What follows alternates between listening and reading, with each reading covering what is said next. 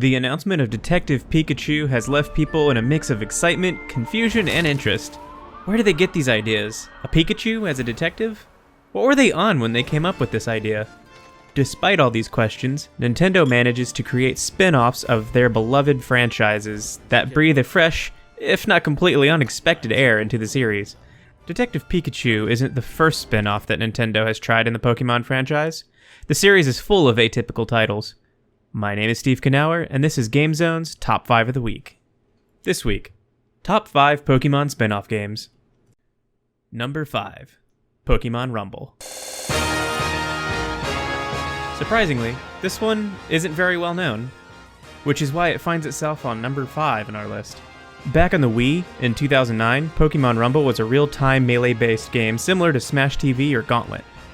This game was made for couch co-op on the Wii.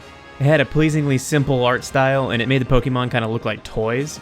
And it was a really simple concept, which was just beat up other Pokemon to, get other Pokemon. You'd go through stages with your 4 friends, and you'd just fight random Pokemon out there in the wild, and you'd get coins. And you'd use these coins to buy more moves or recruit more Pokemon. Certain Pokemon could only be caught in the Battle Royale room, which is exactly what it sounds like, a room where dozens of Pokemon fight all at once. The game was extremely simple, making it really only fun when you're playing on a couch full of people, but it did spawn 3 sequels. One on the 3DS called Pokemon Rumble Blast, one on the Wii U called Pokemon Rumble U, and finally a Pokemon Rumble World, a freemium game that was exclusive to the eShop on the 3DS. Number 4. Pokemon XD, Gale of Darkness. Perhaps the edgiest Pokemon game out there, Pokemon XD Gale of Darkness didn't nearly get as much love as it deserved back on the GameCube in 2005. Remember how before Pokemon X and Y, everyone was asking for a full 3D Pokemon with a deeper story that was more than be the best that no one ever was? Well, that was Gale of Darkness. Battles took place in a battle scene, which looked a lot like Pokemon X and Y now, except you could see the trainer on the sidelines. The story dealt with the concept of Shadow Pokemon, which is basically a recolored Pokemon with new Shadow moves. These Pokemon are said to have no heart, so it's the player's job to catch them and purify them.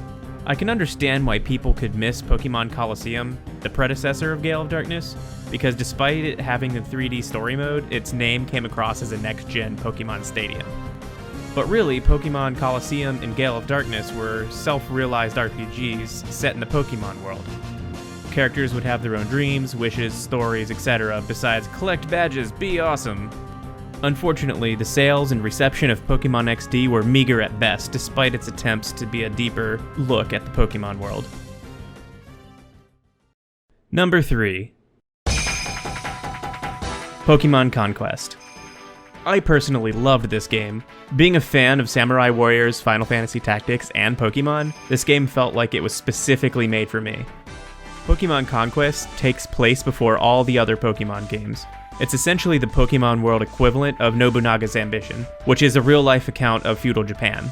There were 17 kingdoms that were at war. The player must unify these kingdoms, and in doing so, befriend a legendary Pokemon that created the lands that you fight in.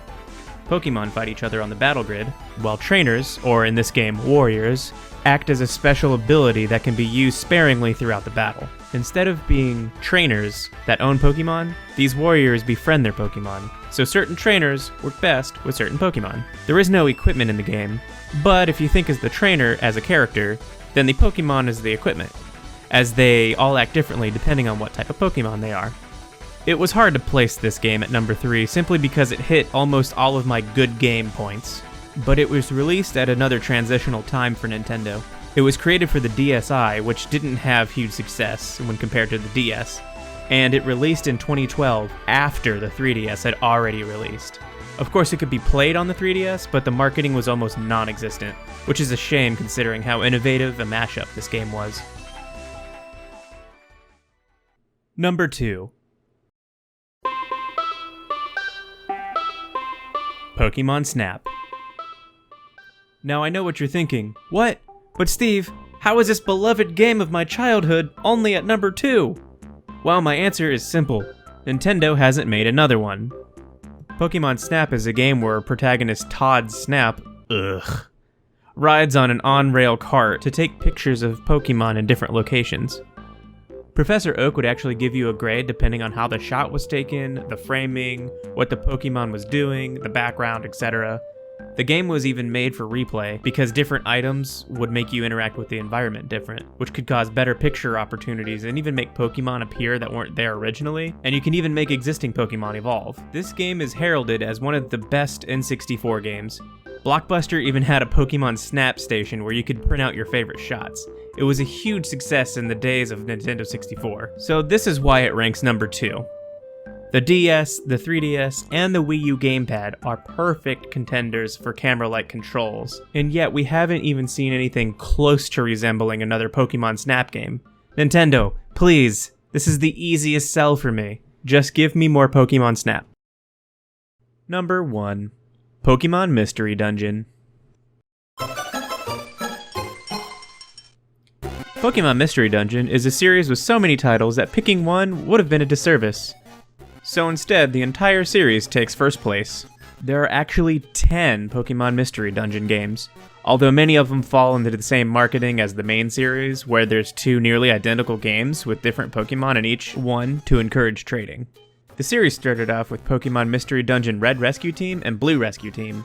They released on the Game Boy Advance and Nintendo DS in 2005. Both games played relatively the same, but it was most likely released this way to maximize sales in a transitional year, so both Game Boy Advance and DS players could enjoy the game. The games played mostly like other Mystery Dungeon games like Rogue and Chocobo Dungeon, where you play as a character on a grid inside of a dungeon. Other characters, or in this case Pokemon, will accompany you with their own set of skills to help fight their way to the next floor. This type of game actually lends itself really well to the Pokemon world. It already has its own set of what beats what. The story across this series is also pretty interesting. You play as a person who's been transformed into a Pokemon. Instead of talking to other trainers and playing a glorified cockfighting game, you play as Pokemon with their own problems and ambitions. I personally found this game pretty addicting. You could become friends with other Pokemon, and it was a cool change of pace to be able to talk to other Pokemon and get a feel for their personalities. The latest of this series actually came out in November 2015 in America, and has always seen good reception. So what makes it the number 1 Pokemon spin-off game? 10 titles, an alternative view of the Pokemon world, and just the simple fact that it's fun. So there you have it. Pokemon Mystery Dungeon is the number 1 Pokemon spin-off game.